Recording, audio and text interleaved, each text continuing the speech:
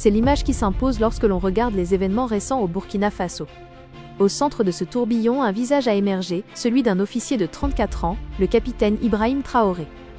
Mais pour véritablement saisir la portée de ce moment, pour comprendre pourquoi la population a pu acclamer un tel basculement, il est impératif de ne pas s'arrêter à l'instantanéité de l'actualité.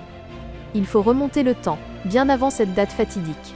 Car ce coup d'État n'est pas un événement isolé, surgi de nulle part. C'est, en réalité, l'aboutissement logique, presque inévitable, d'une crise longue, profonde et structurelle qui ronge le pays de l'intérieur.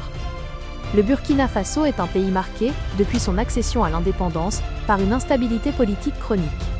C'est une histoire tumultueuse où le pouvoir civil a rarement eu le temps de s'enraciner. Depuis les années 1960, la vie politique de la nation est rythmée par des ruptures successives. On ne compte plus les coups d'État, les tentatives de redressement, les transitions avortées, et cette fragilité institutionnelle qui semble coller à la peau de l'État. À cela s'ajoute une dépendance économique persistante vis-à-vis de l'extérieur, empêchant le pays de construire des fondations solides pour son propre développement. Pendant des décennies, le pays des hommes intègres a cherché sa voie, oscillant entre espoir démocratique et reprise en main militaire, sans jamais véritablement trouver la formule de la stabilité. Cependant, si ces failles sont anciennes, la situation a changé de nature au tournant des années 2010. À partir de cette période, une nouvelle menace est venue se greffer sur un corps social déjà fragilisé, l'insurrection armée.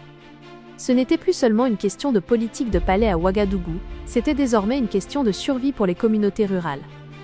Progressivement, insidieusement, des groupes djihadistes se sont installés durablement dans certaines régions, profitant de l'absence de l'État et de la pauvreté endémique. Les conséquences de cette implantation ont été dévastatrices. Nous avons assisté à un recul physique de la République.